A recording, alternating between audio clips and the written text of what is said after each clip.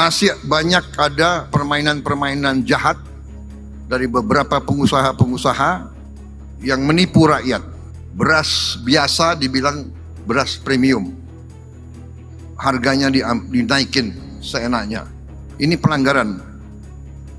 Ini saya telah minta Jaksa Agung dan polisi mengusut dan menindak pengusaha-pengusaha tersebut tanpa pandang bulu.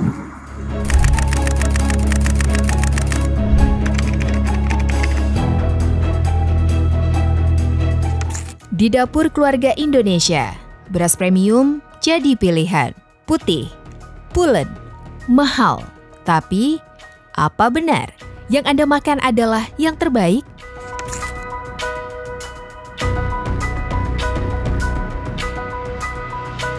Harga premium, rasa medium. Beras serupa, tapi tak sama. Harganya mahal, namun ada yang berbeda.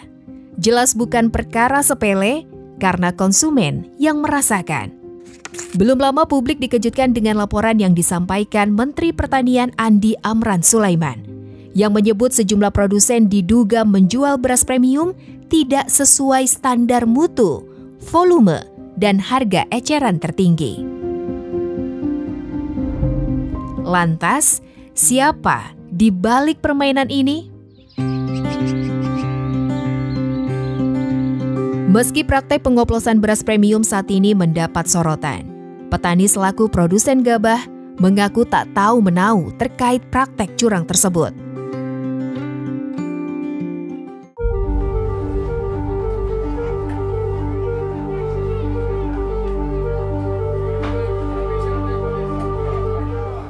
Nah, yang lagi rame sekarang ini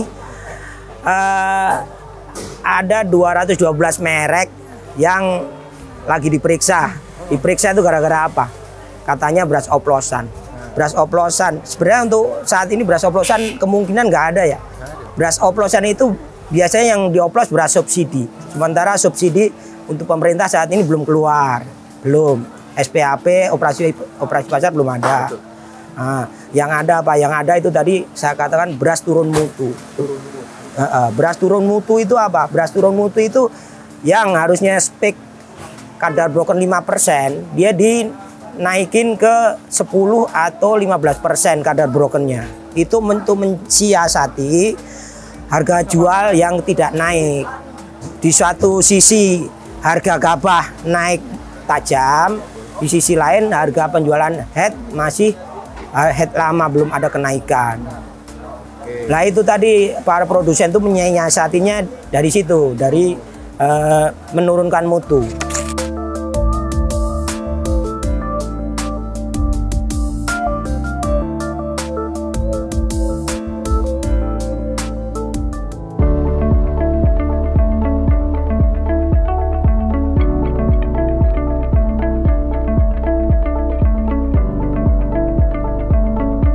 Pedagang menolak penggunaan istilah oplosan karena menimbulkan kesan negatif.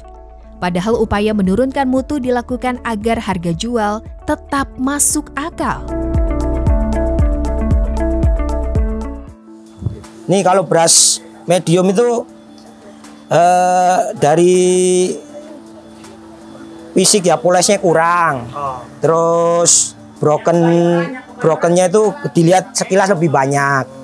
Itu namanya prosentase broken yang tadi saya jelaskan maksimal 15%. Kalau untuk premium tuh modelnya kayak gini.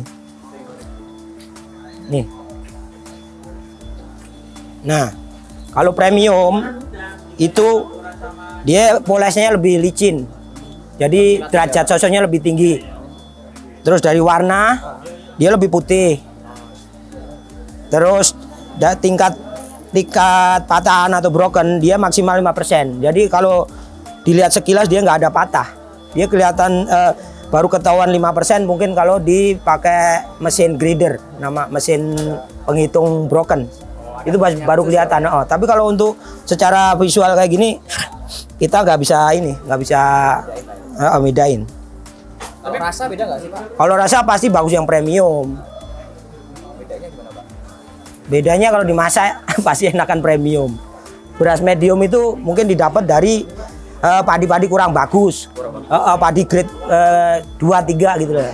Kalau yang premium tuh padi grade super atau 1.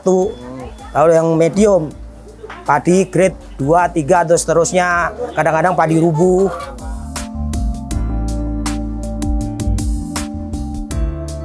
Pedagang mengakui, peredaran beras oplosan ini berpotensi membuat konsumen menjadi was-was.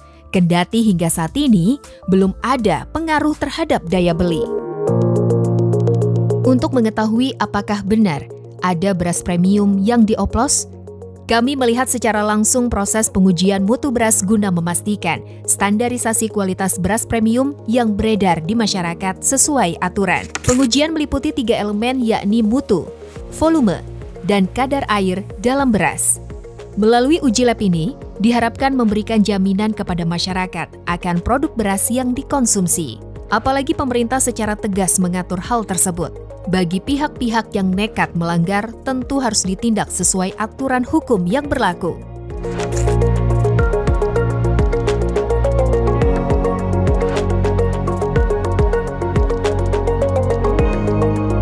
Sudah 212 kita kirim, diproses, sudah diperiksa 25 dan kemungkinan 40 apa 45 lagi diperiksa di maraton. Tidak mau ikut aturan, ditindak. Nggak ada kompromi. Ini perintah Bapak Presiden. Kita harus jaga ketenangan, kita harus jaga pangan negara kita. Sebetulnya juga pada kesempatan yang baik ini saya meminta dengan hormat kepada seluruh rekan-rekan media, apabila menemukan informasi-informasi terkait dengan beras yang tidak sesuai dengan kualitas mutu atau beras yang tidak sesuai dengan harga yang sudah ditentukan oleh pemerintah, mohon kerjasamanya untuk menginfokan kepada kami, karena kami di sini sangat konsen dan sangat serius untuk menjaga apa yang sudah menjadi perhatian tidak hanya pemerintah tetapi juga publik.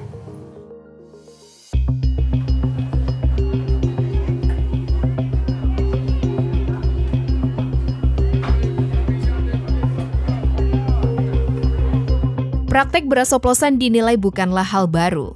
Di sejumlah daerah praktek oplosan ini kerap dilakukan dengan beragam alasan. Sebetulnya mencampur, kalau oplos itu kan cenderung negatif ya. Campur-mencampur itu sudah biasa di dunia perdagangan. Itu bukan karena apa-apa, itu tergantung satu selera konsumen. Yang kedua untuk menyesuaikan dengan harga patokan kalau memang ada, dan nanti ada bersaing begitu ya. Jadi campur menyampur, kadang-kadang campur menyampur ingredient. Kalau kita ngecek di harga di ketentuan dan kebijakan yang ada soal harga eceran tertinggi misalnya HET, kita tahu HET itu tidak berubah hampir sudah berapa? 2 tahun terakhir, setahun atau 2 tahun terakhir tidak berubah, tidak naik ya. Padahal harga beras, harga gabah di tingkat pasaran itu setiap musim itu ada kecenderungan naik. Artinya apa? Ketika barangnya makin sedikit, harganya gabah maksud saya di tingkat rebutannya makin banyak, harga ya hukum supply demand kan? Ya hukum pasar yang supply demand, barangnya langka pasti harganya naik. Ketika harga naik, maka biaya produksi di tingkat penggilingan dan pengusaha beras pasti akan naik. Nah, ketika dia jual, yang terjadi apa? HET-nya mentok kan, udah nggak bisa, karena belum berubah, belum naik HET-nya, masih di angka 13 atau 14 sekitar itu kan. Berarti kan margin keuntungan yang didapat oleh para pengusaha semakin sedikit. Itu yang saya tadi bilang. Peluangnya adalah harga gabah naik, ketersediaan gabahnya sedikit, sementara harga jualnya jualnya masih dibatasi segitu, keuntungan pengusaha makin sempit gitu. Ya mau nggak mau akan muncul praktek-praktek yang manipulatif kan kalau kita bisa, atau bahkan mungkin kalau dalam bahasa yang lebih kasar praktek-praktek yang culas gitu ya, dalam hal ini karena merugikan konsumen dengan ingin dapat keuntungan. Untuk itu, sistem pengawasan perlu didorong dari hulu ke hilir melalui pengawasan berbasis data yang mampu mendeteksi pola penyimpangan secara cepat dan efektif. Jadi yang pertama pendidikan konsumen. Kalau konsumennya oke dan tidak ada laporan pencederaan, kalau ada pencederaan kan bisa laporan YLKI YLKI ke Kementerian Perdagangan lalu ditertibkan kan gitu.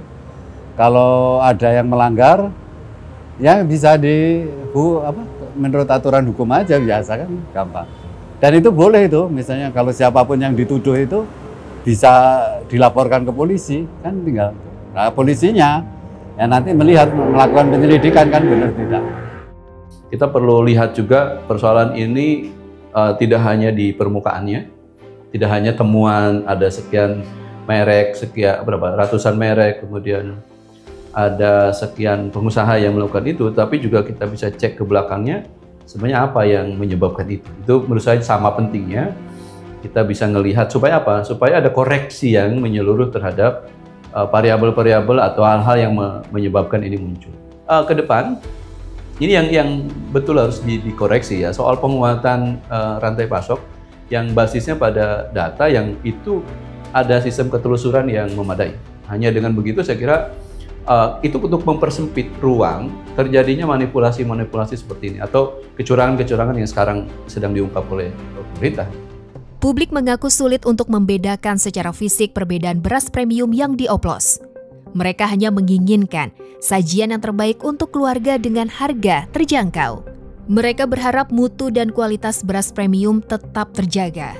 Apalagi beras merupakan makanan pokok yang dikonsumsi sehari-hari. Harganya sekarang mungkin lagi fluktuatif ya, kadang naik, kadang turun, tapi kalau kebutuhan pokok dasar, apalagi beras, ya udahlah, mau nggak mau ya harus dibeli.